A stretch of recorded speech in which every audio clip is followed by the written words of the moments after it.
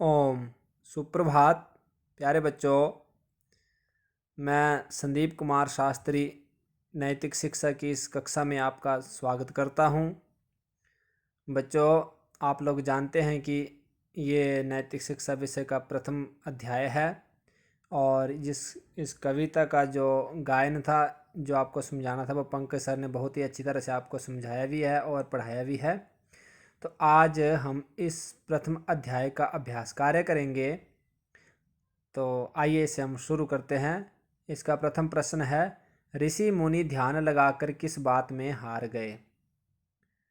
तो इसका उत्तर है, ऋषि मुनि ध्यान लगाकर परमात्मा की माया तथा भेद जानने में हार गए। मैं एक बार फिर से इस उत्तर को दोहरा रहा हूँ। ऋषि मुनि ध्यान लगाकर परमात्मा की माया तथा भेद जानने में हार गए। प्रश्न नंबर 2 है बच्चों, परमात्मा कहाँ कहाँ मौजूद है? जिसका उत्तर है, परमात्मा जल में, थल में, मन में, वन में तथा इस संसार के कण कण में मौजूद है। एक बार फिर इसी ही उत्तर पर ध्यान देंगे। परमात्मा जल में, थल में, मन में, वन में तथा इस संसार के कण कण में मौजूद है। प्रश्न नंबर 3 है, भगवान की पूजा का आलीशान मंदिर कौन सा है? इसका उत्तर है, भगवान की पूजा का आलीशान मंदिर मन है। फिर से देखेंगे इस उत्तर को। भगवान की पूजा का आलीशान मंदिर मन है। बच्चों, प्रश्न नंबर 4 है, राजा को रंक और रंक को राजा बनाने की शक्ति किस में है?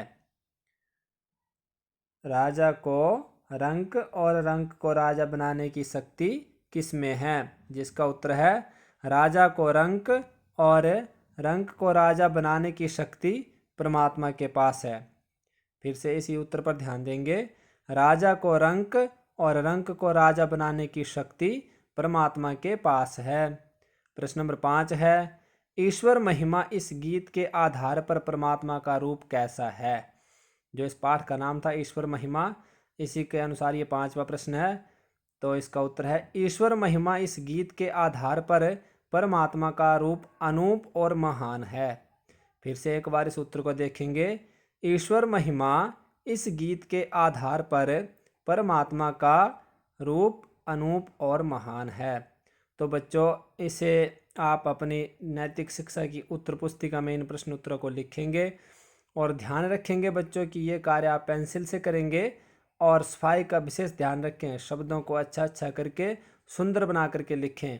तो इससे आगे पाठ नंबर 2 को हम कल पढ़ेंगे। इतना कह करके मैं अपनी वाणी को विराम देता हूँ। इति ओम शम।